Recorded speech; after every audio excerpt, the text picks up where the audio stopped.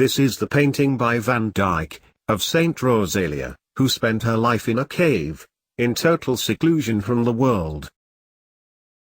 Welcome to the Saint of the Day. Today, 4th of September, the Church celebrates the feast of Saint Rosalia. She was born in about 1130 as the daughter of Duke Sinibaldo, the Lord of Roses, and Quizikina, a descendant of Charlemagne the Great. This is the Norman palace, in which Saint Rosalia grew up. However, she completely cut her off from the world to find happiness, and her short-lived life, which lasted only for 30 years, was mostly in total isolation from the world. Her abode was in the Mount Pellegrino, where she died alone, in 1160 in a cave. Rosalia was an exquisite woman, of captivating beauty, with long, blonde hair and enchanting blue eyes. The evidence of this gorgeousness can be traced back in the iconography portrayed, in the painting of Rosalia, by Anthony van Dyck. She became the cynosure of beauty in Palermo, and many noble men wanted to marry her. One among such noblemen was Prince Baldwin, who was a guest at the palace. He was so overwhelmed by her beauty, that he formally proposed to marry her.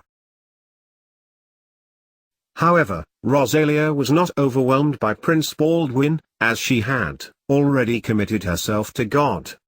In a daring act, she appeared in court, with all her long blonde hair chopped off, and said she wanted to become a nun.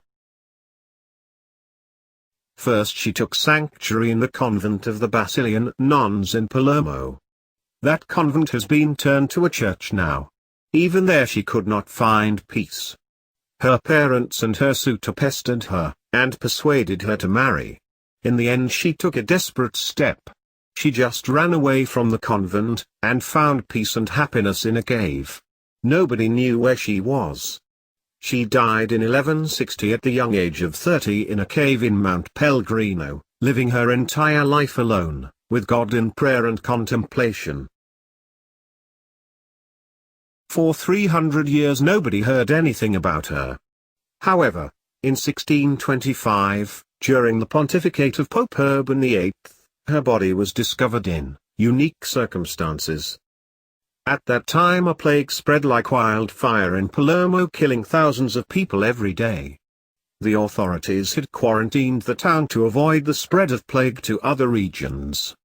We can see the books listing property left behind by the dead, as there were no one to inherit them, at the city archive of Palermo.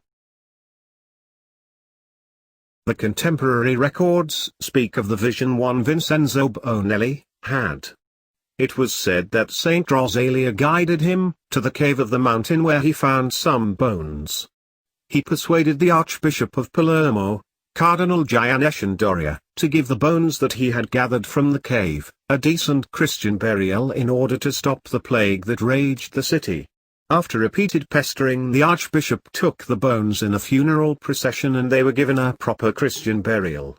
As this ritual was performed, the plague abated. This made Rosalia the patron saint of Palermo. Later a sanctuary was built at the site of the cave where the bones were found.